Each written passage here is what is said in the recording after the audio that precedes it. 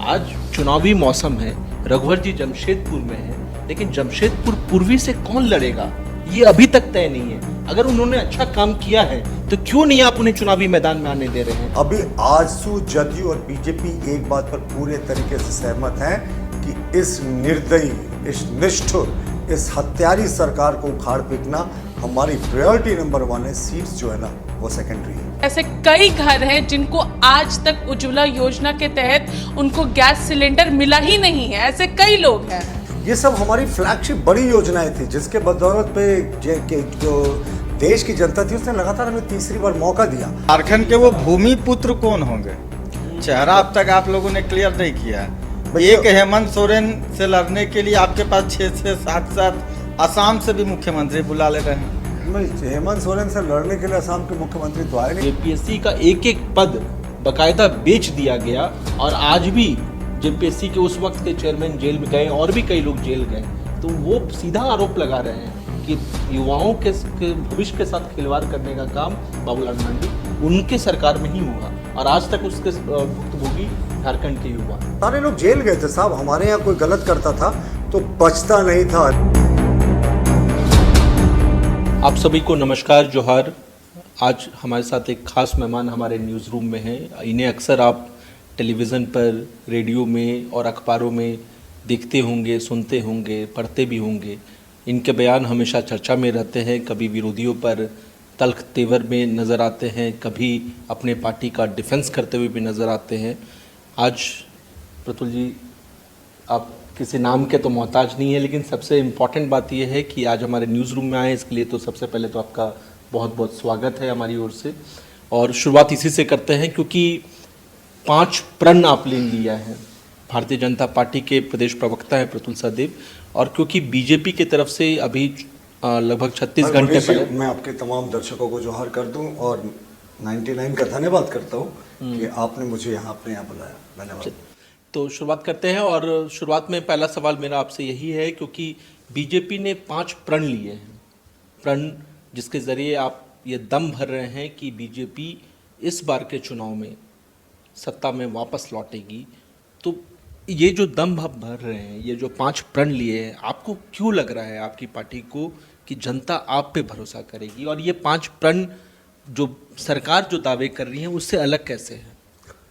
देखिए मनीष जी, थोड़ा बैकग्राउंड में चलते हैं। 5 वर्ष पूर्व हेमंत सोरेन जी को यहाँ के आदिवासी मूलवासियों ने वोट दिया था। उनमें एक आशा दिखी थी, जो उन्होंने वायदे किए थे, बड़े बड़े वायदे, किसी से छिपा नहीं है। 5 लाख सरकारी नौकरियाँ, वो भी 6 महीने के भीतर अगर देना नहीं शुरू करे प्रत्येक वर्ष तो हम इस्तीफ़ा दे देंगे। ओबीसी को 27% आरक्षण की बात की थी। ग्रेजुएट्स को 5,000 रुपये महीने के भत्ते की बात की थी। पोस्ट ग्रेजुएट्स को 7,000 रुपये महीने की बात की थी भत्ते की। और कन्यादान में 51,000 रुपये की राशि, सोने का सिक्का बेटियों को, और तमाम तरह की जो उन्होंने बातें की थी। 37 लाख रजिस्टर्ड किसान हैं मनीष इस झारखंड में, और अभी तक सरकार ने सिर्फ कुछ ही लाख किसानों का, वो 6 लाख का इनका आंकड़ा है, पर उस आंकड़े पे भी हमें डाउट है। तो 1/6 हिस्सा भी अभी तक माफ़ नहीं किया लोन का, और ये अपने सरकार के अंतिम दिनों में है। और बीजेपी के 5 प्रण इसलिए महत्वपूर्ण है कि ये तो हमारे पहले स्टेप थे मैनिफेस्टो का। 5 प्रण हम लोगों ने लिए, और अब आपको पता है 15 नवंबर को झारखंड भी अपने 25वें वर्ष में इंटर करेगा। भगवान बिरसा मुंडा की भी 150वीं जयंती अगले वर्ष मनाई जानी है। तो उसके बाद हमारे 25 बड़े घोषणा, वो भगवान जो बिरसा मुंडा के जयंती के बाद 25वें वर्ष में झारखंड प्रवेश करने के उपलक्ष्य में हम लोग देंगे। और उसके बाद 150 जो है वो टोटल पॉइंट्स का आपके सामने जो हमारा खाका है, जो हमारी इस प्रदेश की बेहतरी के लिए सोच है, उस पर है। पर शुरुआत करते हैं कि हमारे डिलीवरी सिस्टम और उनके डिलीवरी सिस्टम में क्या डिफरेंस है, अगर आप इजाज़त दे तो। देखिए, उन्होंने कहा था 2,000 रुपये चूल्हा खर्च देंगे, वो चूल्हा खर्च नहीं दिया साहब। और 6,000 रुपये उन्होंने कहा था कि हर एक गरीब परिवार को प्रति माह देंगे 72,000 रुपये के हिसाब से। ये मुख्यमंत्री जी के निश्चय पत्र में था। इनको कुछ याद नहीं आया। ये कहते हैं 2 वर्ष तक कोरोना आया, पर इसी कोरोना में मनीष मंत्रियों के सोना, स्विमिंग पूल युक्त बंगलों की स्वीकृति हो गई, काम भी शुरू हो गया, अब तो बनकर लगभग तैयार हो गए हैं। इसी कोरोना के पहले और दूसरे वेव में मुख्यमंत्री जी इनोवा से BMW, रेंज रोवर, मर्सिडीज तमाम गाड़ियां बदलते रहे। इसी कोरोना के वेव से मुख्यमंत्री जी ने माइनिंग मंत्री और मुख्यमंत्री रहते खुद एक माइनिंग लीज अपने नाम करा लिया, जो मुझे लगता है देश में ऐसा कोई दूसरा उदाहरण नहीं है कि मुख्यमंत्री खुद को उपकृत कर रहा हो। मुख्यमंत्री जी ने बड़ा बैलेंस किया ससुराल पक्ष और अपने पक्ष में।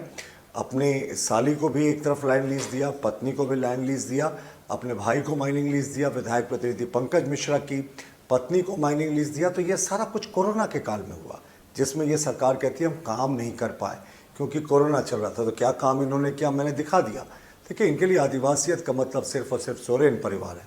इसलिए जो हमारे 5 प्रण है वो बड़े महत्वपूर्ण है। ये सरकार 2,000 रुपये चूल्हा भत्ता नहीं दे पाई, 6,000 रुपये हर एक गरीब को नहीं दे पाई महीने का, 8,000 रुपये देने का वादा था साहब महीना। और अब ये सिर्फ चुनावी भत्ते के रूप में मैया समान योजना में 1,000 रुपये प्रति महीना दे रहे हैं, वो भी अंतिम 2-3 महीने में इनकी नींद टूटी तब ये कर रहे हैं। अब सरकार दावा कर रही है कि हम 50 लाख महिलाओं तक ये योजना को पहुंचा रहे हैं। तो वित्त मंत्री जी का एक स्टेटमेंट आया था जिसमें उन्होंने कहा कि सिर्फ इस योजना में मौजूदा वित्तीय वर्ष, और वित्तीय वर्ष मनीष मैं 31 मार्च तक की बात कर रहा हूँ, 1,000 करोड़ का हमने प्रावधान किया। एक महीना में 50 लाख महिलाओं को अगर आप दे रहे हैं तो 500 करोड़ आता है, यानी 2 महीनों के बाद इस योजना में पैसे का कोई प्रावधान नहीं। हमने गोगो दीदी योजना की शुरुआत की है, बहुत शानदार रिस्पॉन्स आया है। हमारे फॉर्म्स खत्म हो गए, फ़ोटो कॉपी करा के भेजे जा रहे हैं। मुझे लगता है जब हमारा पूजा के थोड़े पहले तक ये पूरी प्रक्रिया समाप्त होगी तो 60-70 लाख महिलाओं का ये फॉर्म हम भरा पाएंगे और 2100 रुपये हम देने जा रहे हैं, 25,000 रुपये साल का। और ये हमारा तो डिलीवरी मैकेनिज़्म है ना। हमने जो लाडली बहन योजना के तहत मध्य प्रदेश में, छत्तीसगढ़ में, राजस्थान में और असम में भी महिलाओं को सीधे तौर पर डीबीटी के ज़रिए खाते में पैसा पहुंचाया है। तो मुख्यमंत्री जी की तरह ये चुनावी वादा नहीं है साहब, ये हम सच में करेंगे। इसके अतिरिक्त एक बड़ी घोषणा है जिस पर कम लोगों का ध्यान गया कि irrespective of income, religion, caste, अब किस ग्रुप से आते हैं, हम सबों को 500 रुपये में गैस का सिलेंडर पहुंचाएंगे और पर्व त्यौहार के मौके पे तो 2 सिलेंडर फ्री भी रहेगा। ये बहुत बड़ी घोषणा है मनीष जी कि मध्यम वर्ग का परिवार हो या एक निम्न स्तर का परिवार हो, निम्न वर्ग का परिवार हो, सबको 500 रुपये में गैस सिलेंडर। ये मुझे लगता है मीडिया में थोड़ा सा अंडर प्ले हो गया। लेकिन आपके विरोधी तो कह रहे हैं कि ये पंचतंत्र की कहानियां हैं। ये वही जुमला हो कि वो सुप्रियो भट्टाचार्य ने प्रेस कॉन्फ्रेंस करके कहा कि ये वही जुमला है जैसे 15 लाख सबके खाते में आएंगे, वो आज तक नहीं आए, ठीक वैसे ही सिलेंडर आज तक आपके पास आने वाला, अगर सरकार आ भी गई तो वो आपको मिलेगा नहीं। भाई, हमारी सरकार ने तो डिलीवर करके दिखाया था। 1 रुपये में रजिस्ट्री रघुवर दास जी के सरकार में होती थी, सरकार ने बंद कर दिया। हम तो किसानों को, गरीब किसानों को 25,000 रुपये उपलब्ध कराते थे, 5,000 रुपये प्रति एकड़ के हिसाब से, वो भी उनको खेती के लिए, ताकि उनको महाजनों के चुंगल चंगुल में नहीं फंसना पड़े। वो भी सरकार ने बंद करा दिया। हम तो आदिम जनजाति के घर तक, अब आप देखिए पहाड़ियाँ पहाड़ पे रहते हैं, असुर बिरहोर है वो जंगल में रहते हैं, डाकिया योजना के अंतर्गत उन तक राशन पहुंचाने की हम लोगों ने व्यवस्था की थी। पहाड़िया बटालियन का पहले बार हम लोगों ने गठन किया था, जिसमें हाइट्स की जो अर्हता है, जो पहाड़िया जाति है या जो आदिम जनजाति है, उसकी हाइट थोड़ी कम होती है बाकियों की तुलना में, वो भी हमने समाप्त कर दी थी। एजुकेशनल क्वालिफिकेशन समाप्त कर दिया था। हमारी डिलीवरी वाली सरकार है मनीष। और मतलब ये जुमला तो नहीं होगा ना प्रतुल जी? ये तो जुमलेबाजों से आपको पूछना चाहिए जिन्होंने 5 वर्षों तक क्या किया। 5 वर्षों तक कहाँ गया भाई बेरोजगारी भत्ता? 5 वर्ष तक कहाँ गया? 25 लाख नौकरियां होनी चाहिए थी। 5 वर्ष तक कहाँ गया? और महिला उत्पीड़न की संख्या देखें, मैं नहीं बोल रहा, नेशनल क्राइम रिकॉर्ड ब्यूरो के आंकड़े बोलते हैं 7200 रेप केसेस हुए और सिर्फ 3% केसेस में फास्ट ट्रैक कोर्ट के जरिए सजा दिलाई गई। सर एक मेरा सवाल है। अभी जस्ट थोड़ी देर पहले आपने एक अंडर प्ले करके कुछ बोला कि मीडिया अंडर प्ले हो गया है गैस से रिलेटेड, गैस वाले 500 रुपये। लेकिन उज्ज्वला का कभी आपने समीक्षा किया कि उज्ज्वला का क्या हाल है? बहुत इतने बड़ा योजना आपने दिया, कभी देखने के लिए गए हैं कि उज्ज्वला का क्या सच्चाई है? देखिए, बहुत से घरों में ऐसा उज्ज्वला है कि अभी भी चूल्हा जल रहा है, उज्ज्वला दूसरे के यहाँ चला गया सिलेंडर। सच्चाई है। बोल ले सच्चाई यही है कि सारा सिलेंडर उज्ज्वला का बेच दिया गया। जिन परिवार के पास, गरीब परिवार के पास उज्ज्वला योजना का सिलेंडर तो उन्होंने बेच लिया क्योंकि उनके पास पैसा नहीं था 1000 रुपया बंद कराने का। एक मेरा सवाल है कि अभी जो हेमंत सोरेन मैया समान योजना शुरुआत की है, उनसे आप इस योजना से आपको इतना क्यों मैंने दायर हो रहा है सर इसके लिए? 19 साल इस योजना का क्यों नहीं? मैं बोलूं? मैं पहले इनके सवाल का जवाब दे देता हूँ ये जो साफ ये बात करते हैं कि पीआईएल दाखिल करा रहे, हम करा रहे, भाई हमने कब कराया पीआईएल दाखिल? ये शायद आप कांग्रेस के इतिहास से बोल रहे हैं, जिनका एक एनजीओ का ब्रैकेट संगठन चलता है साथ में, और राहुल गांधी वही बोलते हैं जो ये एनजीओज बोलते हैं। तो इस पीआईएल से कहा मैया समान योजना का हम स्वागत करते हैं, लेकिन मुख्यमंत्री जी आपके निंद्रा टूटने में 5 वर्ष क्यों लग गया? जब आपको आसन हार दिख रही है तो अंतिम में चुनावी भत्ता क्यों दे रहे हैं? अगर हम लोग तो कह रहे हैं कि मनीष देखिए 60,000 रुपये होता है एक महिला को 5 वर्षों का, मुख्यमंत्री जी निर्णय लें, इसी महीने इलेक्शन लेना हो। आप मुझे बोलने दें। तो 60,000 रुपया होता है, मुख्यमंत्री जी एक बार में दे देना, हमें कहाँ आपत्ति है? पर प्रतुल जी वो कह रहे हैं केंद्र सरकार के पास ऑलरेडी जो उधार है 1,36,000 करोड़ रुपए का जो उधार है, अगर वो केंद्र सरकार उन्हें दे देती है तो वो 3-3 लाख रुपए हर महिला के अकाउंट में डाल देंगे एक बार में, जो वो डाल नहीं पाए। ये बड़ा आपने अच्छा प्रश्न किया। भाई हम तो हमेशा कहते हैं कि मुख्यमंत्री जी को श्वेत पत्र जारी करना चाहिए। हालांकि इसमें सुप्रीम कोर्ट का सुप्रीम जजमेंट भी आ गया कि किस तरीके से किश्तों में जो भी बकाया राशि है वो भी कोई भी अमाउंट हो उसको देना है राज्यों को, और सिर्फ झारखंड की बात नहीं, सुप्रीम कोर्ट का जजमेंट तो पूरे देश के लिए आता है। तो हमारा मानना है कि मुख्यमंत्री जी को एक बार ये भी बताना चाहिए कि जब इनके पिताजी कोयला मंत्री थे तो उस समय का कितना बकाया था और उन्होंने क्या क्या प्रयास किया था इस पैसे को लाने के लिए, और जब यूपीए सरकार के कार्यकाल जो 10 वर्ष का कार्यकाल था उसमें कितना बकाया था, और एनडीए के सरकार के कार्यकाल में ये जो बकाया राशि की बात की जा रही है, कौन से बकाया राशि की बात की जा रही है? ये कहते हैं लैंड एक्विजिशन या जो भी रॉयल्टी की बात है। नहीं, जीएसटी का कोई पैसा बाकी नहीं। जीएसटी में रामेश्वर उरांव जी ने सदन में ऑन रिकॉर्ड कहा विधानसभा में कि जीएसटी का कोई ड्यू नहीं है और केंद्र सरकार से हमें सहयोग मिलता है। आप प्रोसीडिंग निकाल कर देख लें। मैं उनकी बात का जवाब दे दूं। उज्ज्वला योजना एक बहुत सक्सेसफुली रन योजना थी। हार्वर्ड बिजनेस स्कूल का केस रिव्यू था, उसमें हार्वर्ड बिजनेस स्कूल की टीम आई थी स्टडी करने के लिए कि जिन लोगों के आंख से आंसू निकल जाते थे, आंख खराब हो जाते थे, कि केंद्र सरकार की इस योजना से कैसे किस हद तक उज्ज्वला से जो आंसू जो पहुंचने में मदद मिली। हाँ, अगर कहीं सिलेंडर कोई बेच देता है, कुछ करता है, तो इसके लिए चेक्स एंड बैलेंसेस होने चाहिए। पर हम तो गुड फेथ में अगर किसी को दे रहे हैं सिलेंडर और उसके बाद वो बिक जा रहा है तो ये उचित नहीं है। प्रद्युल जी वो बेच तो अलग चीज रहे हैं, लेकिन वहां पे उनका सिलेंडर वहां पे खड़ा सड़ गया क्योंकि उनके पास पैसे नहीं है कि वो वहां पे गैस को रिफिल करा सके। ये हम लोगों ने खुद देखा है, और ये हम राजधानी रांची की बात कर रहे हैं। दुर्वा क्षेत्र में जब इस उज्ज्वला योजना का पूरा काम किया जा रहा था, ऐसे कई घर हैं जिनको आज तक उज्ज्वला योजना के तहत उनको गैस सिलेंडर मिला ही नहीं है। ऐसे कई लोग हैं। पूजा जी, तो इन्हीं सारी बातों को अगर आप देखें चेक्स एंड बैलेंसेस के लिए, अब तो हम 500 रुपए में सिलेंडर पहुंचाने जा रहे हैं हर एक घर में। तो इस बात को तो अप्रिशिएट आपकी सरकार आएगी तब, लेकिन जब आप लोग यहाँ पर आए थे उस वक्त से अभी तक ये चीज नहीं हो पाई, क्योंकि ये केंद्र की योजना के तहत सभी लोगों को मिल रहा था। तो अब तो उनके पास वो पैसे भी नहीं बचे कि वो लोग उसको रख सके या कुछ कर सके। देखिए, केंद्र सरकार ने पहली बार किसानों को भी प्रत्येक वर्ष 6,000 रुपया देने का निर्णय लिया था। ये सब हमारी फ्लैगशिप बड़ी योजनाएं थी जिसके बदौलत पे जो देश की जनता थी उसने लगातार हमें तीसरी बार मौका दिया। हाँ, योजनाओं में कहीं भी कमी होती है या कुछ भी कारण से प्रॉब्लम होता है तो ज़रूर इसका चेक्स एंड बैलेंसेस करना चाहिए। आप तो राजधानी रांची के दुर्वा की बात कर रहे हैं, मैं बीहड़ जंगल चंदवा के बीच के जंगलों में बसे एक गाँव से आता हूँ।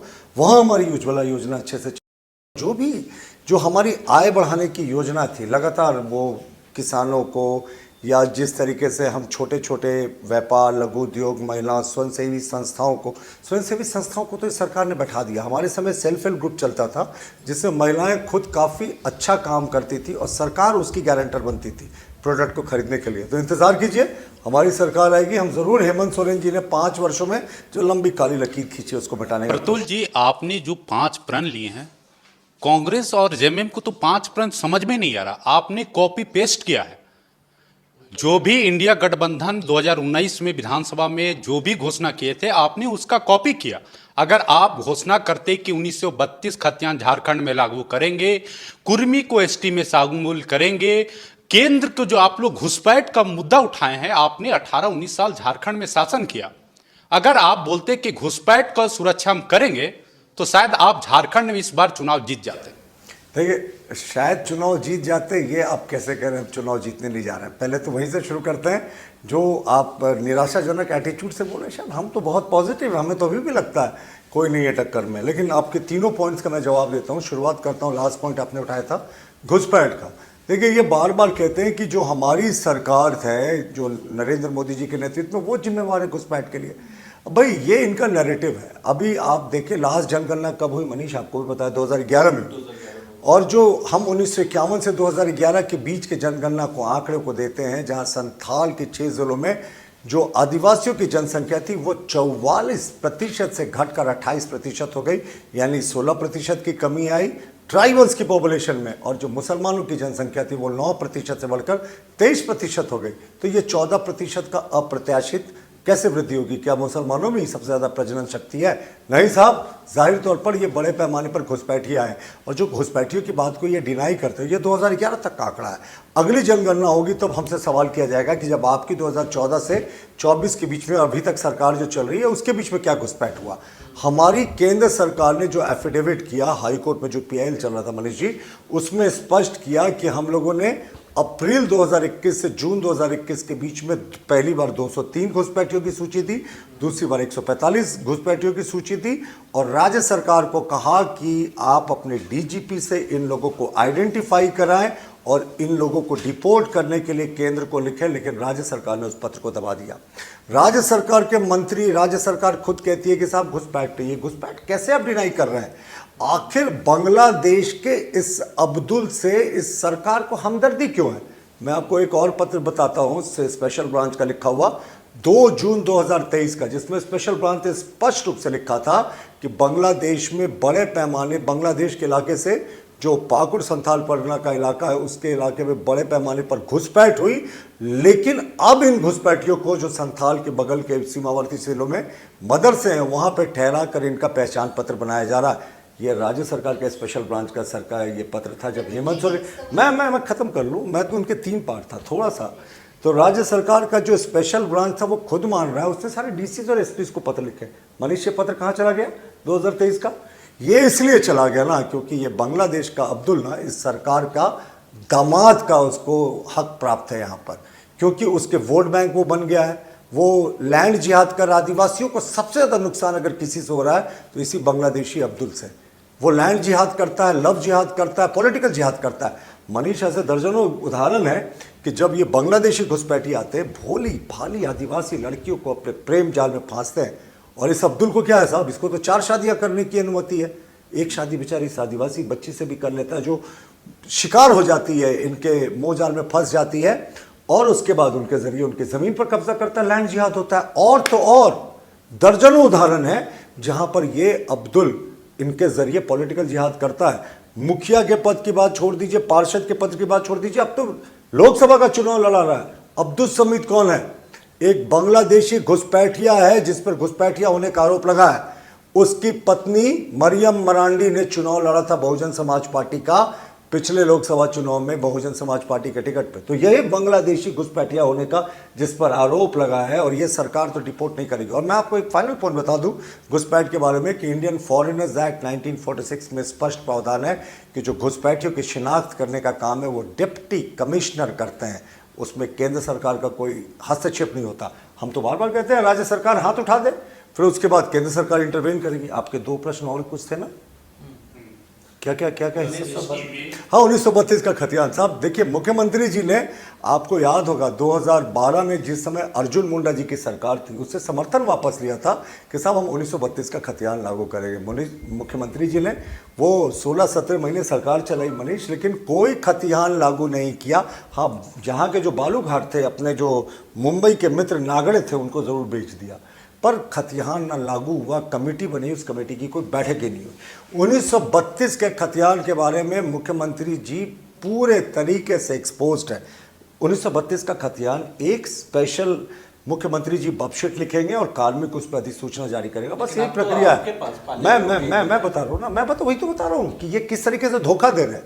ये कहते हैं कि हमने विधानसभा से पारित करके इसको इसलिए भेजा कि ये 9 शेड्यूल में जाए। साहब, जस्टिस सबरवाल ने 2007 में एक एपेक्स कोर्ट के जजमेंट में स्पष्ट कहा था, उनके नेतृत्व वाली बेंच ने, कि 9 शेड्यूल में भी जिस चीज़ को आप डालेंगे वो डालने लायक है कि नहीं, इसका जुडिशियल रिव्यू होगा। तो मुख्यमंत्री जी किसको ठग रहे हैं? एक एग्जीक्यूटिव आदेश से 1932 का खतियान लागू हो जाता, लेकिन मुख्यमंत्री जी यहाँ के आदिवासी मूलवासियों का हित चाहते ही नहीं है। और उनके कौन करीबी हैं जो आदिवासी मूलवासी हैं यहाँ के? अपने कार्यकाल में कर लिया होता। हमने तो देखिए, आपको मैं याद दिला दूं, बाबूलाल मरांडी जब पहली बार मुख्यमंत्री थे, उन्होंने बिहार का गजट नोटिफिकेशन को अडॉप्ट किया था, जिसमें था कि लास्ट सर्वे सेटलमेंट कहीं कहीं 1964 में हुआ, कहीं 1932 में हुआ, उसके आधार पर स्थानीय होगा। हाईकोर्ट ने उसमें रोक लगा दिया और हाईकोर्ट ने कहा चेक्स एंड बैलेंसेस के बाद आप इसको फिर लेकर आइएगा। हम लोग 1985 का खतियान लेकर आए, माफ़ कीजिएगा 1985 का कट ऑफ डेट, रघुवर दास की सरकार थी, और हम लोगों ने तो दर्जनों बार चैलेंज किया है कि 90% नियुक्तियां जो हुई हैं रघुवर दास जी के कार्यकाल में, वो 3rd ग्रेड की हो, 4th ग्रेड की हो, तो वो सब यहाँ के स्थानीय 90% स्थानीय आदिवासी मूलवासी। प्रज्वल जी, एक सवाल मेरा भी रहेगा, क्योंकि योजनाओं की बात कर रहे थे, घोषणाएं हमने आपके तरफ से जो की गई उस पर हमने देखा, फिर जेएमएम की तरफ से प्रतिक्रिया भी सामने आई। ये जो दीदी योजना है, दीदी गोगो योजना, उस पर देखिए जेएमएम के तरफ से साफ तौर पर कहा जा रहा है कि आप ऐसी योजना ला रहे हैं जिसका मतलब ज़्यादातर जनता को पता ही नहीं। ये जो गोगो शब्द है उसका मतलब मैक्सिमम जनता को पता ही नहीं, और आप ऐसे शब्द पर योजना ला रहे हैं। पहले तो आपको ये ब्रीफ करना होगा कि गोगो का मतलब क्या है, पहली चीज़। और दूसरी चीज़ ये कहा जा रहा है कि आप में झारखंड सरकार का भूत घुस गया है। मैक्सिमम घोषणाएं आपने वैसी की है जो ऑलरेडी सरकार की तरफ से किया हुआ है, बस उसमें थोड़ा बहुत संशोधन है।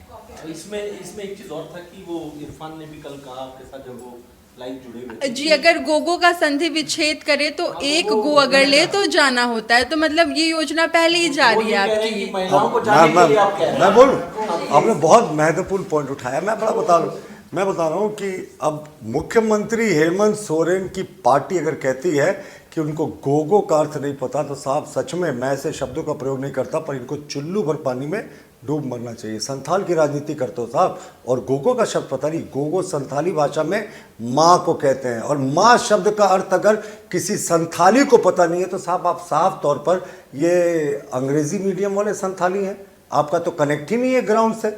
संथाल से सबसे ज़्यादा इनको सीटें देती है। अब संथाली भाषा बोलने वाले लोगों का अपमान कर रहे हैं कह के कि गोगो का मतलब है गो। मुझे बोलने दें, गोगो का गोगो है संथाली भाषा में, ये विशुद्ध संथाली भाषा है, और मुख्यमंत्री की पार्टी को संथाली भाषा का ज्ञान है। ये ना अब तो इंग्लिश मीडियम वाले लोग हो गए, इनको अब स्थानीय नागपुरी, संथाली हो, मुंडारी, इससे कनेक्ट छूट गया। और जो कहते हैं कॉपी पेस्ट कर रहे हैं, मुख्यमंत्री जी आप कॉपी पेस्ट कर रहे हैं। लाडली लक्ष्मी योजना की बात करें, असम की योजना की बात करें, मैं पहले गिना चुका हूँ किन राज्यों में ये योजनाएं चल रही, और आपने तो हमारी योजनाओं को बंद कर दिया।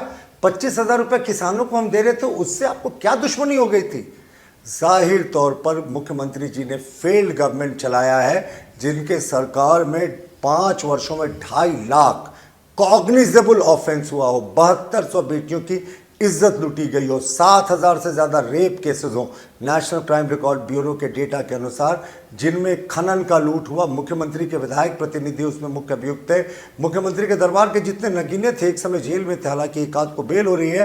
Prem Prakash, super chief minister Manish, कौन भूल सकता है, प्रेम प्रकाश के घर में मुख्यमंत्री के हाउस गार्ड के AK-47 बरामद हुए थे, और रांची पुलिस ने अभी तक FIR नहीं किया ईडी के लिखने के बाद। जमानत इज अ डिफरेंट इशू, 2 वर्ष के बाद जमानत मिली, पर AK-47 कैसे रिकवर हुआ मुख्यमंत्री के हाउस गार्ड का उनके घर में? और दूसरी बात, मैं बस रैप अप कर रहा हूं ताकि आप क्वेश्चन कर सकें। दूसरी बात, और कौन कौन नगीने थे? अमित अग्रवाल साहब कहते थे सूर्यास्त और अमित अग्रवाल का एंट्री शुरू, CCTV ऑफ हो जाते थे मुख्यमंत्री के, बड़ा फेमस था। अमित अग्रवाल आते थे सुपर चीफ मिनिस्टर के रूप में। उसी तरीके से इनके जितने चट्टे बट्टे थे, जितने लोग थे, सब पर बड़े बड़े आरोप लगे हैं साहब। मुख्यमंत्री के पूरे परिवार ने। चलिए प्रतुल जी, एजेंसियां काम कर रही है, कोर्ट भी अपना काम कर रहा है। सवाल ये है कि जब राज्य सरकार ने मैया सम्मान योजना लाया, तो आपने कहा और आपके साथ भाजपा के कई बड़े नेताओं ने कहा कि ये शिकारी है, चुनाव से पहले दाना डाल रहा है। आप गोगो योजना लेके आ रहे हैं, तो क्या वो शिकारी नहीं हो रहे हैं? देखिए, दोनों में बेसिक डिफरेंस क्या है। मैया सम्मान योजना ये चुनावी भत्ता के रूप में अंतिम 2 महीने में लेकर आए हैं। हम बैठे हैं मनीष, किसी दिन भी इलेक्शंस की घोषणा हो सकती है, 5 जनवरी तक कार्यकाल है। अगर मुख्यमंत्री जी को देना तो हमें कहाँ आपत्ति साहब, 60,000 रुपए एक सवारी। मतलब आप प्रलोभन नहीं दे रहे हैं, मुख्यमंत्री जी प्रलोभन दे रहे थे मैया सम्मान योजना के तहत। जी प्रश्न पूछते हैं तो थोड़ा पेशेंस रखा करें, सुनने का भी जवाब मैंने तो पूरे पेशेंस के साथ आपको सुना। मुख्यमंत्री जी को अगर देना ही था तो 5 वर्ष देते, जितना इन्होंने 2,000 रुपये चूल्हा खर्चा और 6,000 रुपया जो बेरोजगारी भत्ता का वादा किया था, माफ़ कीजिए गरीबी भत्ता का वादा किया था, हमें कोई आपत्ति नहीं थी। लेकिन चुनाव से ठीक पहले अगर आप 1,000-2,000 रुपये दे रहे हैं 2 महीने में, तो ये कौन सी बात हुई। हम तो आज भी कह रहे हैं माननीय मुख्यमंत्री जी, भारतीय जनता पार्टी आपके साथ है, स्पेशल फंड का प्रावधान कीजिए और आप 60,000 रुपया मैया सम्मान योजना का 5 वर्ष का दीजिए। लेकिन मुख्यमंत्री नहीं करेंगे ऐसा कभी भी। वो चाहते ही नहीं यहाँ के आदिवासी मूलवासी जो है वो मेन स्ट्रीम में आए, मुख्य धारा से जुड़े, क्योंकि इनका वोट बैंक खत्म हो जाएगा ना। सर एक सवाल और रहेगा, जिस तरह से आपने कहा कि जब ये सरकार सत्ता में आई उन्होंने बहुत सारे वादे किए कि 5 साल में हम ये देंगे वो देंगे, उन्होंने 5 साल तक कुछ नहीं किया, 2 साल कोरोना का बहाना बना दिया। अब जाकर उन्हें मैया सम्मान योजना या तरह तरह की योजनाएं चला रही है हेमंत सरकार। बीजेपी भी अभी दावे कर रही है बहुत सारी योजनाओं को लेकर, हर कुछ कर रही है। जनता ना जेएमएम से ये सवाल पूछ पाई कि आपने क्यों दिया, और अगर बीजेपी सत्ता में आती है और वो भी अगर इन योजनाओं को पूरा नहीं करती है तो फिर जनता किससे सवाल पूछेगी कि हमें ये योजनाएं मिलेंगी कि नहीं। देखिए, सबसे अंग्रेजी में एक फ्रेज है, you cross the bridge once you come across the river. तो जो अभी हमारी सरकार आई नहीं है उससे आप कैसे प्रश्न पूछ सकते हैं। अगर हम डिलीवर नहीं कर पाए, पूछे सत्यव्रत जी के एक और प्रश्न का जवाब देते हुए कि कैसे हमारा ये प्रलोभन नहीं और कैसे इनका ये प्रलोभन है। हम सत्ता में नहीं आए, हम 5 वर्षों के लिए वादा कर रहे हैं। मुख्यमंत्री जी सिर्फ सत्ता में बने रहने के लिए अंतिम 2 महीने में दे रहे हैं। मुख्यमंत्री जी को 5 वर्ष अगर दिए होते तो हम भी कहते कि साहब आप डिलीवर करने वाली सरकार है। हमारी तो सरकार का टेन्योर नहीं शुरू हुआ और हम डिलीवर कर रहे हैं कि पहले कैबिनेट से हम इन सारी योजनाओं की शुरुआत करेंगे। जी सर एक सवाल रहेगा, क्योंकि आपने कहा कि हमारी सरकार आएगी तब। हेमंत सरकार ने आते साथ सरना धर्म कोड के लिए अपना प्रस्ताव भेजा और उसको केंद्र के पास भेज दिया, लेकिन ये लगातार जेएमएम और कांग्रेस कह रही है कि अगर इतना ही प्यार है आदिवासियों से तो आदिवासियों को उनका हक और अधिकार सरना धर्म कोड क्यों नहीं दे रहे हैं। अगर इतनी ही मानती है अगर झारखंड के आदिवासियों को, आप लोगों के पास 5 साल वो पेपर रह गया और अब तक उनके लिए कुछ नहीं हुआ, और अब आप आदिवासियों के हक और जमीन की बात कर। और आप लोगों ने ना झारखंड ना झारखंडी, मुझे इन दोनों ही शब्दों पर मुझे लगता है ना कि सरना धर्म कोड बड़ा इंपॉर्टेंट इशू है। मैं 1 मिनट के बाद आपके पास आया। मनीष, मैं थोड़ा विस्तार से समझाता हूँ। सरना धर्म कोड के बारे में दर्शकों को भी जानने की आवश्यकता है। आज जो हेमंत सोरेन कांग्रेस के साथ सरकार चला रही है, इनको जवाब देना चाहिए कि सरना धर्म कोड पर जब सुदर्शन भगत ने 2013 में सदन में आवाज़ उठाई थी और तत्कालीन के जो आदिवासी कल्याण मंत्री वी किशोर चंद्र देव थे, उनको पत्र लिखकर सरना धर्म कोड की मांग की थी कि इसको लागू किया जाए, तो 11 फरवरी 2014 को, जिस समय यूपीए की सरकार सत्ता में थी, वी किशोर चंद्र देव तत्कालीन माननीय आदिवासी कल्याण मंत्री ने सुदर्शन भगत जी को पत्र लिखकर क्यों कहा था कि सरना धर्म कोड अव्यवहारिक है, सरना धर्म कोड देने से ऐसे लाखों मांग पूरे देश में हो जाएंगे, सरना धर्म कोड देना हितकर नहीं है, इससे अन्य प्रदेशों में अन्य धर्म कोड के लिए भी आंदोलन की शुरुआत हो जाएगी। जो 5-6 बड़े रिलीजन्स हैं उन्हीं को रहने दिया जाए। कांग्रेस ने रिजेक्ट किया था 2014 में। हम तो आज भी एकदम ओपन है सरना धर्म कोड के लिए, लेकिन कांग्रेस को याद दिला दे कि जिनके साथ जेएमएम सरकार चला रही है उनके मंत्री थे बाबा कार्तिक उरांव। बाबा कार्तिक उरांव ने एक प्राइवेट मेंबर्स बिल इंट्रोड्यूस किया था 1968 में, जिसमें उन्होंने कहा था कि जिन आदिवासियों ने भी अपना धर्मांतरण कर लिया, यानी अपने हजारों वर्षों से पारंपरिक आदिवासी रीति रिवाज को छोड़ दिया है, उनको आरक्षण के दायरे से बाहर करें। बाबा कार्तिक उरांव बहुत बड़े नेता थे, केंद्रीय मंत्री भी थे। उस समय जो 3-4 ईसाई जो इनके मुख्यमंत्री थे, खास करके नॉर्थ ईस्ट के, दिल्ली आकर कैंप कर गए। प्राइवेट मेंबर्स बिल था, इसको सदन की सेलेक्ट कमेटी को रिकमेंड कर दिया गया। सदन की सेलेक्ट कमेटी ने 1970 में रिकमेंडेशन दिया कि सही है और इस पर विचार करना चाहिए सदन को। सदन में जब पेश हुआ, मनीष, मैं आपके दर्शकों को बता रहा हूं, 1970 में इंदिरा गांधी जी की सरकार ने अपने पार्टी के सांसदों को व्हिप जारी किया कि जो सरना धर्म से जो धर्म बदलने वाले लोग हैं उनको जो हटाने की बात हो रही है आरक्षण से, इनके इस बिल के खिलाफ वोटिंग करना है। यानी धर्मांतरित आदिवासियों के लिए सिर्फ मिशन के इशारे पे उस समय भी कांग्रेस झुक गई थी। साहब, हजारों वर्षों से जिन्होंने अपनी परंपरा को जिंदा रखा है, उन आदिवासियों को बिल्कुल उनका हक मिलना चाहिए। एक बार बड़ा दिल बना के देखे ना, ये हमारी बात नहीं है, कार्तिक उरांव की बात है, बाबा कार्तिक उरांव, जिनको कांग्रेस अपना बहुत बड़ा आराध्य नेता बनाती है। तो नहीं दिया, लेकिन आप लोग क्यों नहीं दे पा रहे? आप लोगों ने एक आदिवासी महिला को राष्ट्रपति के पद पर बैठाया, आपने आदिवासी को रिप्रेजेंट करने का प्रयास किया, लेकिन फिर उन्हीं आदिवासियों के लिए आप क्यों नहीं कर पाए? मेरा सीधा सवाल है, आखिर आप लोगों ने वहां पर अब क्यों नहीं आवाज उठाई, जब इतने सारे डेलीगेशन जाकर के मुलाकात करते हैं कि हाँ मिलना चाहिए, लेकिन वो मिल नहीं पाया, पूरा 5 साल खाली रह गया। भूलो, मैं तो आपके दर्शकों को अभी भी बताता हूं, एक बड़ी घोषणा करता हूं, सरना धर्म कोड हम उसी दिन दे देंगे जिस दिन ये धर्मांतरित आदिवासियों को इस सूची से बाहर कर देंगे। कीजिए ना साहब, हिम्मत दिखाइए, क्या जरूरत है जिन्होंने अपनी परंपरा बदल दी। अब जिसका शादी चर्च में होता है वो भी मांगेगा आरक्षण, जिसके बच्चे कॉन्वेंट स्कूल में पढ़ते हैं वो भी मांगेगा आरक्षण। उन आदिवासियों को दें जो गांवों में रहते हैं, जो जिन्होंने सभ्यता को जिंदा रखा, मुगलों और अंग्रेजों के आक्रमण के बावजूद हजारों वर्षों की परंपरा को जिंदा रखा। उसको जब भी सरना धर्म कोड देने की बात होगी, भारतीय जनता पार्टी 4 कदम आगे होगी। अब पूजा थोड़ा सा सुनने की भी आदत रखिए। तो सरना धर्म कोड पे हमारा रवैया स्पष्ट है और 27% ओबीसी का आरक्षण भी इससे जुड़ा हुआ मामला है। मैं कहूँ 27% आरक्षण इन्होंने जो कहा, रिकमेंड करके भेज दिया केंद्र को। साहब, जो नागराज का जजमेंट है सुप्रीम कोर्ट का, उसमें क्लियर है कि जब आप भी ओबीसी को आरक्षण देने की बात करते हैं तो उससे पहले उनकी सामाजिक और उनकी जो शैक्षणिक स्थिति है उसका एक सर्वे कराए। आज तक इस सरकार ने नहीं कराया। क्यों नहीं कराया? योगेंद्र साहू जी को तो बनाया भी शायद ना, मुझे लगता है पिछड़ा वर्ग आयोग के योगेंद्र जी को अध्यक्ष बनाया। कार्मिक ने नोटिफाई किया कि साहब पिछड़ा वर्ग आयोग ही जनगणना करेगी। पिछड़ा वर्ग आयोग ने कहा कि हमारे पास कोई मैकेनिज्म नहीं है, कार्मिक को फिर पत्र लिखा। तो ये 6 महीने से तो पत्र लिख रहे हैं कि जनगणना कौन करेगा, सामाजिक आर्थिक सर्वेक्षण कौन करेगा। ये पिछड़ा विरोधी सरकार है। वो कैसे कि पंचायत चुनाव इन्होंने बिना पिछड़ों को आरक्षण दिए करा लिया था। नगर निकाय चुनाव पिछड़े चोर दरवाजे से जा रहे थे कराने के लिए, वो तो चंद्र प्रकाश चौधरी जी की अवमानना याचिका पर सुप्रीम कोर्ट की सुप्रीम फटकार लगी, चीफ सेक्रेटरी का पर्सनल अपीयरेंस हुआ सुप्रीम कोर्ट में, तब जाकर नगर निकाय चुनाव रुका। और फाइनल पॉइंट, ये पिछड़ा विरोधी सरकार कैसे है? कांग्रेस जो 1980 में बीपी मंडल साहब ने मंडल कमीशन के रिकमेंडेशंस को भेजा था कि इसको लागू किया जाए 27% आरक्षण, कांग्रेस की दो ब्रूट मेजॉरिटी की सरकारें थी उसके बाद, एक इंदिरा गांधी जी की और एक राजीव गांधी जी की, दोनों ने दबा कर रखा। सितंबर 1990 में लोकसभा के प्रोसीडिंग में जाकर देखिए, राजीव गांधी ने कहा था मंडल कमीशन लागू कीजिएगा, ये देश को तोड़ने वाला है।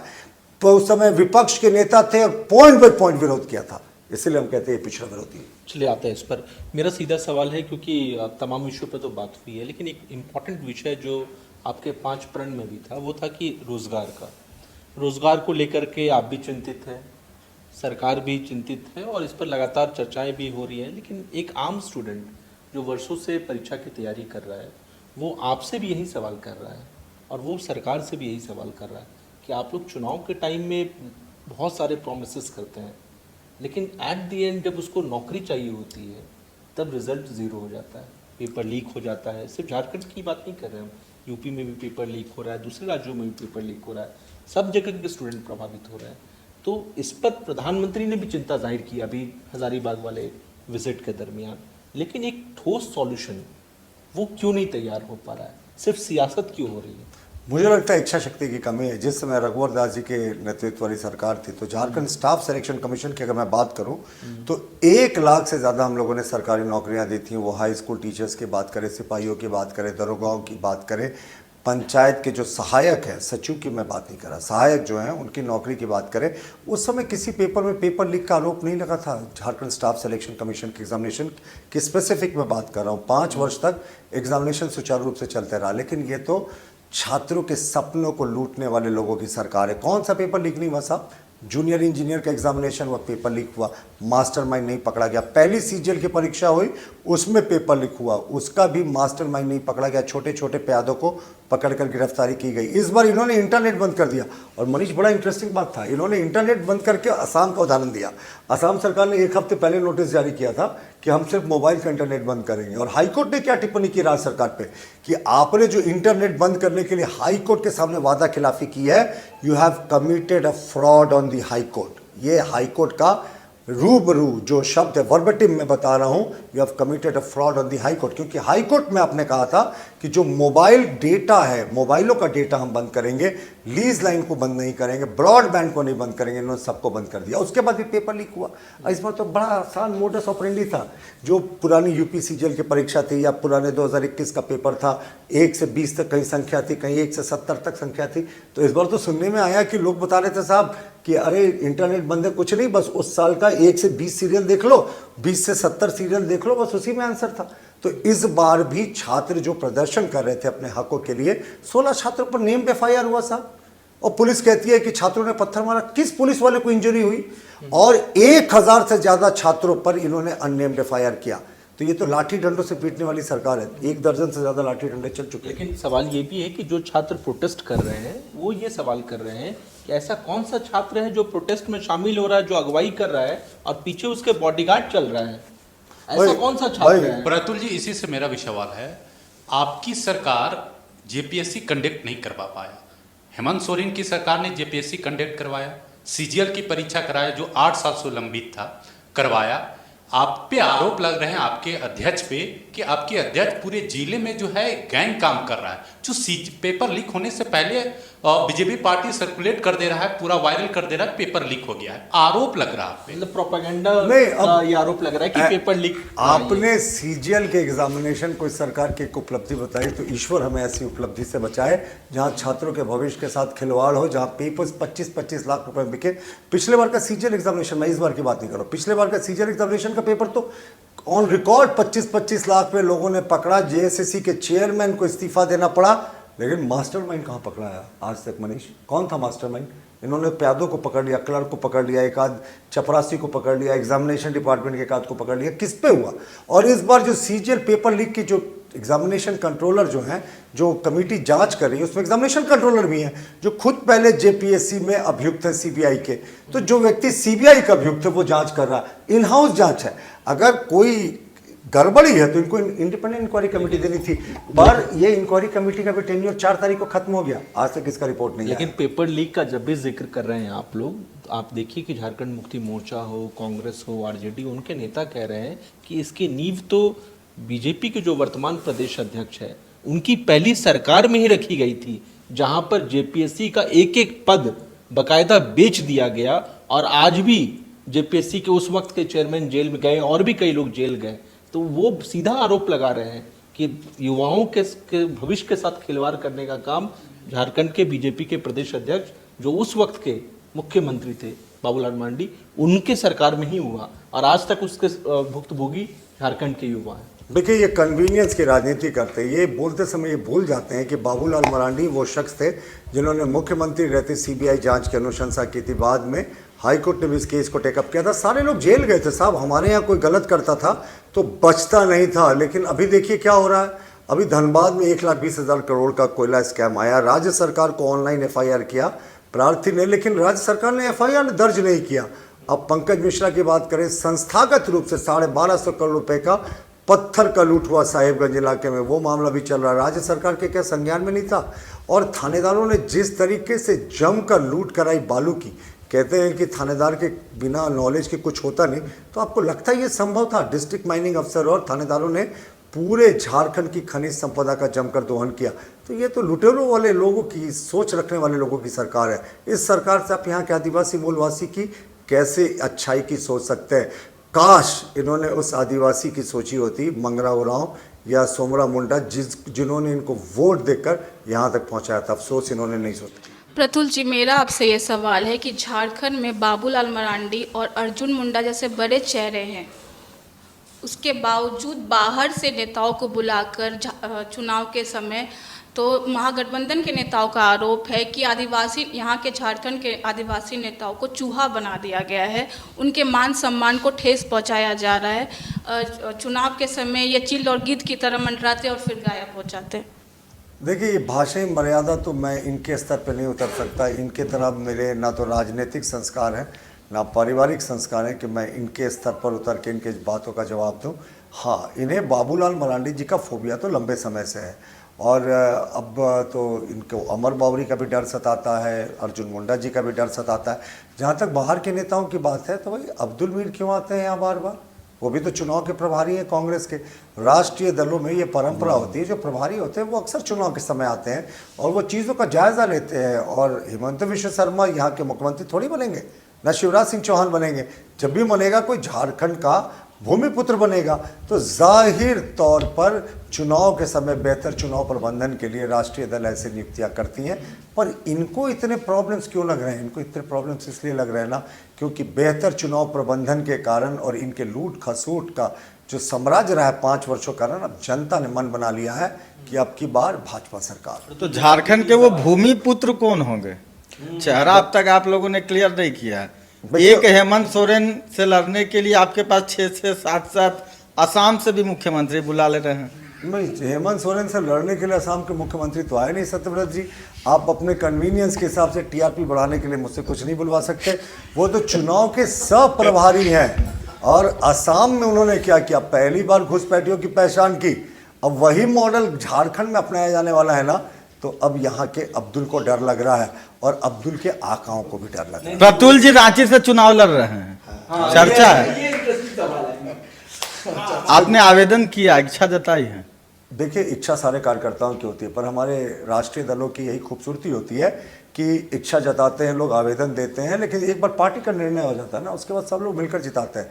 हमारे लिए बड़ा लक्ष्य ये नहीं है कि किसको टिकट मिलता है, हमारे लिए बड़ा लक्ष्य है कि इस राक्षस नुमा सरकार ने जिस तरीके से झारखंड को 5 वर्षों में लूटा है, अब इस राक्षस का वध करना अति आवश्यक है। प्रतुल जी, आपने कहा कि भूमिपुत्र को यहाँ पर सीएम बनाया जाएगा या बनाया जाता है। विपक्ष की तरफ से एक निशाना ये भी सामने आता है कि जो पिछला कार्यकाल था बीजेपी का, उसमें झारखंड के किसी भूमिपुत्र को क्यों नहीं सीएम बनाया गया? कहीं बगल के राज्य से लाकर क्यों बनाया गया था? अब जिस व्यक्ति का जन्म टाटा मेडिकल हॉस्पिटल में हुआ हो, अगर आप उसको भूमिपुत्र यहाँ का नहीं कहेंगी तो किसको कहेंगे? और मुख्यमंत्री जी जरा अपने गिरबान में झांक लें, आपके 2 मंत्री जरा बन्ना गुप्ता जी के बारे में भी प्रकाश डाल दें, वो कहाँ गए हैं, और जरा मिथिलेश ठाकुर के बारे में भी विस्तार से बता दें कि ये लोग दोनों कहाँ के भूमिपुत्र हैं। इन्हीं के कैबिनेट के दोनों मंत्रियों का पूछ लेना, कोई मथुरा का, कोई बिहार का, लेकिन मंत्री है झारखंड में। और ये किसकी सरकार है साहब? आदिवासी मूलवासियों की सरकार। मुख्यमंत्री अपने सलाहकारों पर भी एक नज़र दौड़ा ले, एक सलाहकार बताते हैं, और सलाहकार की छोड़िए, प्रवक्ताओं की बात बता दीजिए ना।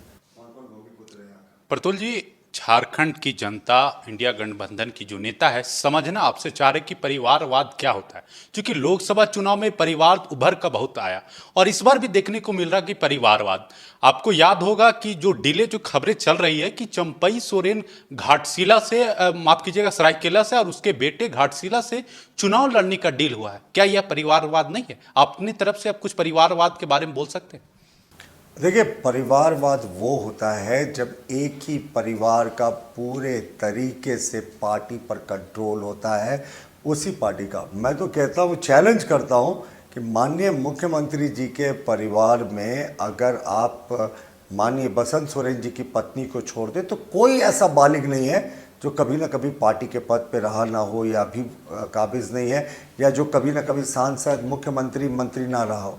यानी इनके परिवार के 11-12 लोग किसी न किसी तरीके से पार्टी पर डायरेक्ट कंट्रोल करते हैं। और तो और झारखंड की बात छोड़िए, बगल के पड़ोसी राज्य उड़ीसा में मुख्यमंत्री जी की बड़ी बहन अंजलि सोरेन जी झारखंड मुक्ति मोर्चा के अध्यक्ष हैं। और कांग्रेस की बात क्या कहे, माँ बेटे की पार्टी है। अगर आप देख ले तो लगातार ये गंधी, जिसको अब ये गांधी अपने आप को इन्होंने सुधार लिया, फिरोज गांधी का गद्दी उनका टाइटल था, वो पारसी थे। तो वो जिस तरीके से इस पूरे परिवार का कंट्रोल है, कोई इनका अगर अध्यक्ष भी बनता है तो कठपुतली अध्यक्ष बनता है। हमारे यहाँ अगर कोई भी पार्टी में आता है तो अगर किसी के पुत्र को दिया जाता है तो उसके विनेबिलिटी फैक्टर को दिया जाता है, वो उसका संगठन में क्या योगदान है, या जिस संगठन से आ रहा है वो कितना सामाजिक क्षेत्र में उसका योगदान रहा है, इन चीज़ों को देखकर आ जाता है। हमारा एक उदाहरण बता दें, जहाँ परिवार के 14-15 लोग अलग अलग पदों पर काबिज हों। लालू प्रसाद के पार्टी को देख ले, कांग्रेस को देख ले, दूर कहाँ जाना है। जो हेमंत सोरेन जी की हम लोगों ने बात की, उनका देख ले। हेमंत सोरेन जी को कल्पना सोरेन ही क्यों मिली? गांडे से एक अल्पसंख्यक को हटाकर अपनी पत्नी को जिता दिया। ये एक शॉर्ट टर्म प्लान था शायद उनको मुख्यमंत्री बनाने का। तो ये क्यों होता है कि आदिवासी आप भी देखिए सोशल मीडिया पर बहुत ज़्यादा एक्टिव है और आजकल सोशल मीडिया पर भी बहुत ज़्यादा राजनीति हो रही है। अभी कल या परसों की बात करें तो मुख्यमंत्री हेमंत सोरेन ने अपनी ट्वीट के ज़रिए एक पोस्ट शेयर किया। दिल्ली में रामलीला चल रहा था क्योंकि नवरात्रि का टाइम चल रहा है, तो जो श्री राम का किरदार निभा रहे थे वो अचानक हार्ट अटैक से या फिर बीजेपी की तरफ से कहा जा रहा है हार्ट अटैक से मौत हुई है, लेकिन यहाँ पर झारखंड सरकार की तरफ से कहा जा रहा है कि कोविड के टाइम पर जो वैक्सीन लगवाए गए हैं ये उसका असर है। और ना सिर्फ उन पर, अभी जो ये सिपाही उत्पाद सिपाही की जो तमाम तस्वीरें सामने आई तो इस पर भी देखिए साफ तौर पर यही आरोप लगाया जा रहा था। लेकिन रामलीला वाली पर मैंने इसीलिए सवाल किया क्योंकि अब तक इस पर बीजेपी की तरफ से कोई प्रतिक्रिया सामने नहीं आई है। क्योंकि ये जो सिपाही भर्ती वाले में जो मौत हुई लगभग 1 दर्जन से ज़्यादा छात्रों को, उस पर मुख्यमंत्री ने भी क्लियर किया, स्वास्थ्य मंत्री भी इंटरव्यू में बोल रहे थे कि जो गलत तरीके से वैक्सीनेशन आप लोगों ने करवा दिया लोगों का, इस वजह से ये मौतें हो रही और चलते फिरते लोगों की मौतें हो जा रही हैं, ऐसा देखिए झारखंड सरकार का कहना है। आप भी कुछ बोलेंगे? आप स्पीड देखते हैं। नहीं आप बोलिए, आज तो चलिए अब मैं बताता हूँ कि मुख्यमंत्री जी ना अब इनको अपने आप को मेडिकल एक्सपर्ट यानी डॉक्टर हेमंत सोरेन भी बोलना चाहिए। अब वैक्सीन में क्या कुप्रभाव है, एस्ट्राजेनेका ने जब ब्रिटिश कोर्ट में केसेस हुआ था उसमें जो एफिडेविट किया था उसमें साफ था कि सिर्फ, मनीष मैं फिगर जो दे रहा हूँ वो WHO का भी फिगर है, 10 करोड़ में 7 लोगों को ब्लड क्लॉटिंग की समस्या हुई जिसके कारण हार्ट अटैक या ब्रेन हेमरेज होता है। 10 करोड़ में 7 लोग, इंडिया की मैं बात कर रहा हूँ, 10 करोड़ में 7 लोग, यानी आप इंडिया की पूरी आबादी को देख लें तो मुश्किल से 50-60 लोगों की ब्लड क्लॉटिंग होने की संभावना थी। वो भी कब? जो आप कोविशील्ड का पहला डोज दे रहे हैं उसके पहले महीने के भीतर। अब WHO से बड़ी कौन सी संस्था है? अब ब्रिटिश कोर्ट ने भी इस मुद्दे पे कहा। तो जो मुख्यमंत्री जी वैक्सीन का दुष्प्रभाव होने की बात कर रही है, सिर्फ अपनी बद इंतजामी को छिपा रहे हैं। जो 20 उत्पाद सिपाहियों की हत्या कर दी इस सिस्टम में, मैं हत्या जैसे शब्दों का प्रयोग कर रहा हूं क्योंकि बद इंतजामी थी साहब। पहले वेव में 15 लोगों की मौतें हो गई, फिर उसके बाद इन्होंने कहा कि हमने सारे इंतजाम सुधार लिए हैं और अब प्रिलिमिनरी टेस्ट भी होगा, उसके बाद ही 5 लोगों की मौत हो गई और 100 से ज़्यादा लोग अभी भी गंभीर अवस्था में इलाज करा रहे हैं। तो नौकरी की तलाश में, वो आपने वो 2 पंक्तियाँ सुनिए ना, जिंदगी की तलाश में मौत के कितने पास आ गए हम। तो लोग नौकरी की तलाश में निकले थे, उज्जवल भविष्य की तलाश में निकले थे, उनको मुख्यमंत्री की इस निर्दयी और निष्ठुर और बद इंतजामी वाली सरकार ने मौत के करीब पहुंचा दिया। और मुख्यमंत्री जी के मंत्रियों ने घोषणा की थी कि हम 1-1 लाख रुपया देंगे, उसमें 12 लोगों की मौत हुई थी, अभी तक वो सहायता राशि नहीं पहुंची। जबकि मैं बस खत्म कर लूँ क्योंकि उत्पाद सिपाहियों का इशू बड़ा इंपॉर्टेंट है।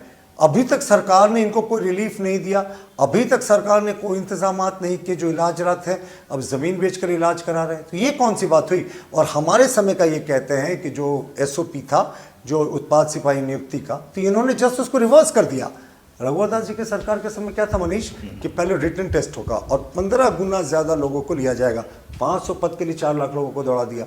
तो यानी 7,500 लोग हमारे समय दौड़ते तो बहुत कंट्रोल्ड इन्वायरमेंट में होता, प्रिलिमिनरी टेस्ट करके होता। लेकिन इस सरकार ने सिर्फ चेहरा चमकाने के लिए ना 20 लोगों को मौत के काल पहुंचा।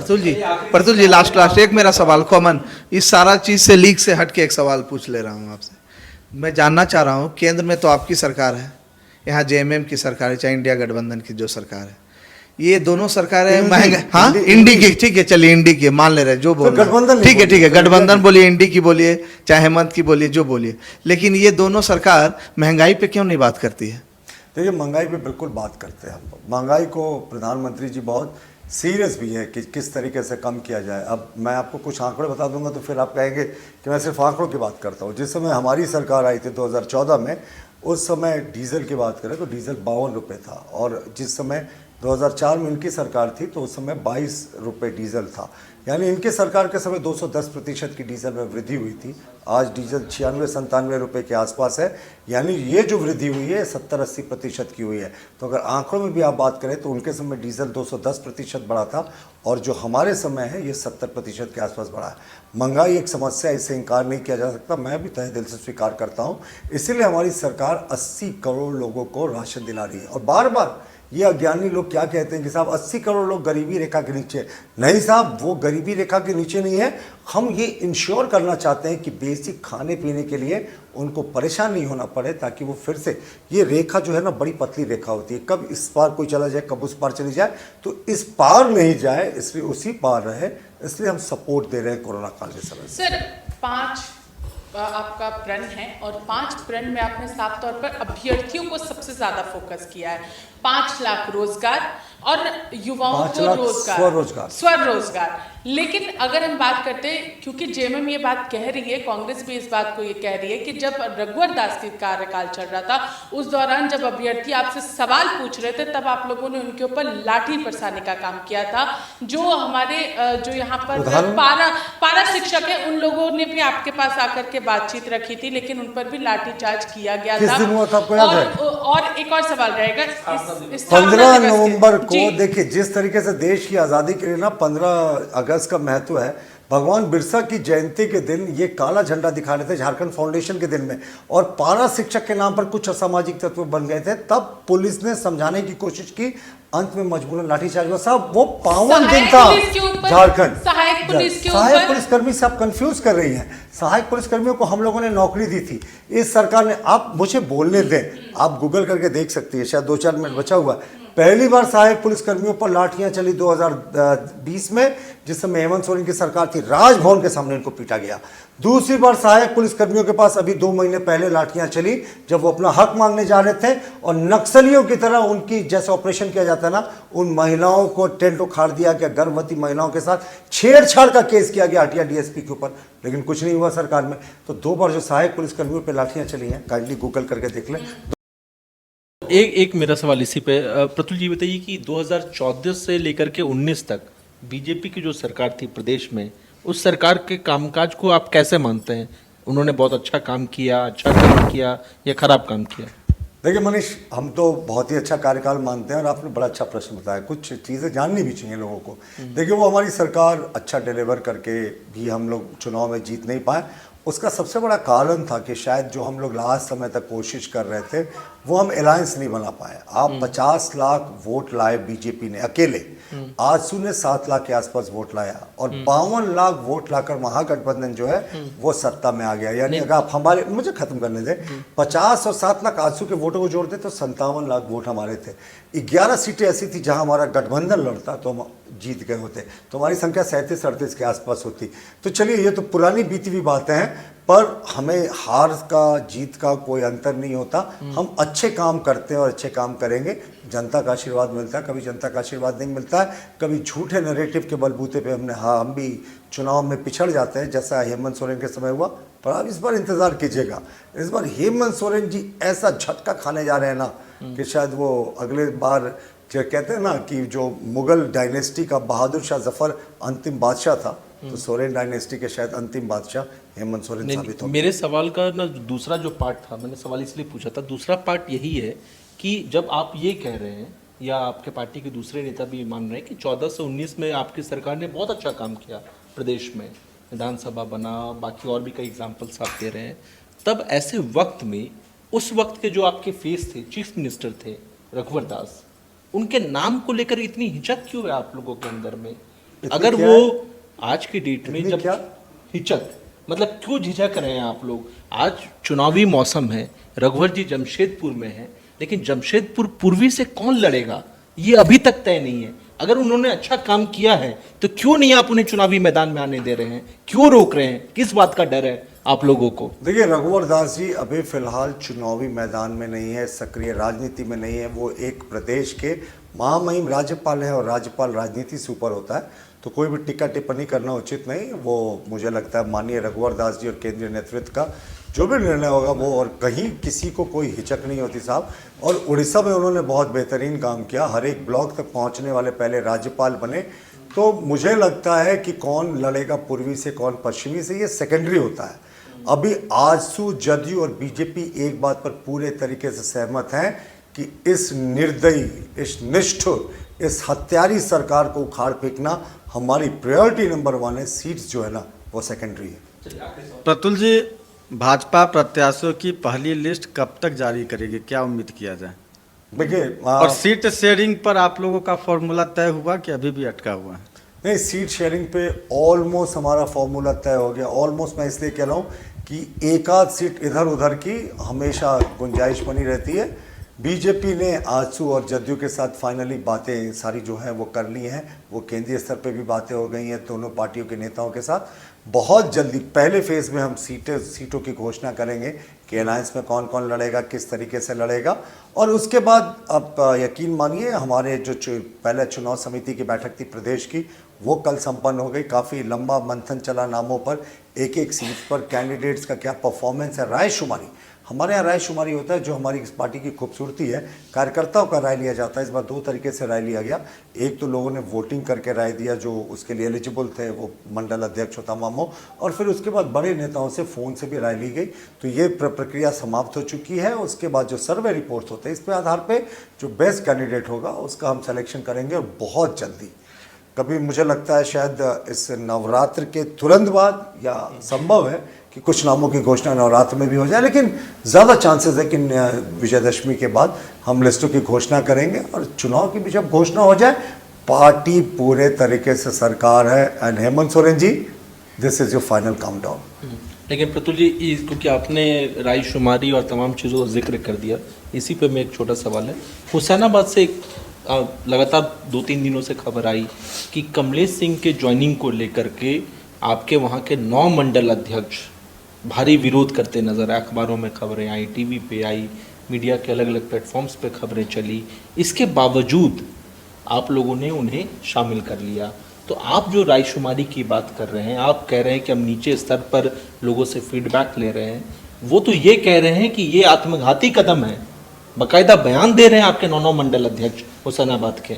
भाई, 9 मंडल अध्यक्षों ने पार्टी में जो कहा वो सार्वजनिक रूप से कहा नहीं। आपको ये बात कैसे पता मनीष जी? आप देखिए, अब मुझे रिपोर्ट से सब जगह की, अब मीडिया रिपोर्ट में सूत्रों के आधार पर चली खबरों पर टिप्पणी करना उचित नहीं।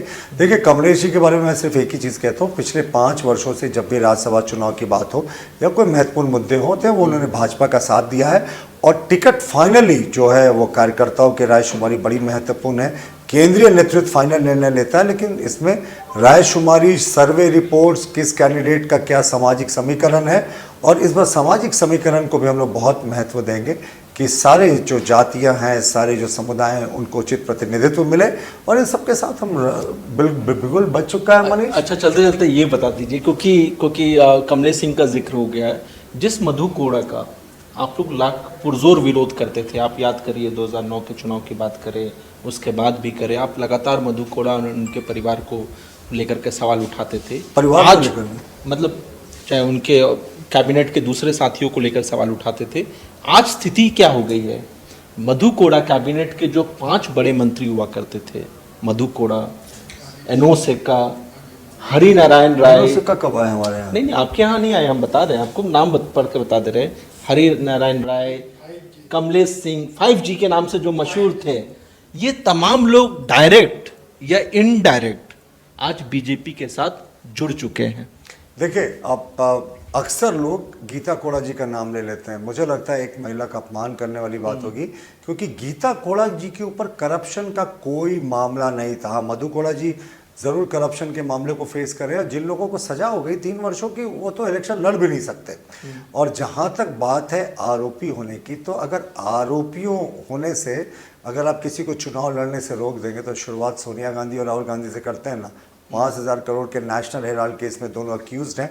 मुख्य अभियुक्त हैं और दोनों फिलहाल बेल पर बाहर हैं। या मुख्यमंत्री हेमंत सोरेन को देखे 5 महीने जेल में घूम कर आ गए। और ये जो बार बार हाईकोर्ट की, मैं फाइनल पॉइंट बोलना चाहूँगा, हाईकोर्ट की टिप्पणी को जो बार बार जेएमएम उल्लेख करती है कि हाईकोर्ट ने कहा कि ज़मीन से इनके स्कैम से कोई कनेक्शन नहीं है, मैं मानता हूँ ये कब टिप्पणी की गई थी, बेल देते समय। और जो पंजाब हरियाणा हाई कोर्ट का जजमेंट है जिसे सुप्रीम कोर्ट ने अपहोल्ड किया था कि बेल देते समय किसी कोर्ट की गई टिप्पणियां मेरिट का आधार नहीं हो सकती। और डबल बेंच इसी हाई कोर्ट ने उसने माना था कि हेमंत सोरेन जी सीधे तौर पर ज़मीन घोटाले में संलिप्त है। तो सिंगल बेंच के एक जज की बेल दी हुई टिप्पणियां वो ट्रायल का हिस्सा नहीं बनेंगे। ये सुप्रीम कोर्ट का स्टडी जजमेंट है। और मुख्यमंत्री अभी दोषमुक्त भी नहीं हुए साहब, ट्रायल भी नहीं शुरू हुआ, इंतज़ार कीजिए। अगर वही पैमाना है तो सोनिया गांधी, राहुल गांधी, हेमंत सोरेन सब लोगों को चुनाव लड़ने पे रोक लगा देनी चाहिए। चलिए प्रतुल जी, आपने इतना वक्त दिया, बहुत टीम को इसके लिए wonderful, बहुत बहुत wonderful, धन्यवाद। thank you। और हमारी कोशिश है कि इस चुनाव के जो अलग अलग कलर्स हैं, या फिर हम कह सकते हैं कि उसे बहुत ही इंटरेस्टिंग तरीके से आपके बीच लाए। हर वो सवाल जो सीधा आपसे जुड़ा हुआ है उसे हम राजनेताओं से सीधा पूछे, बिना किसी लाग लपेट के। मुझे और मेरी पूरी टीम को दीजिए इजाज़त। नमस्कार।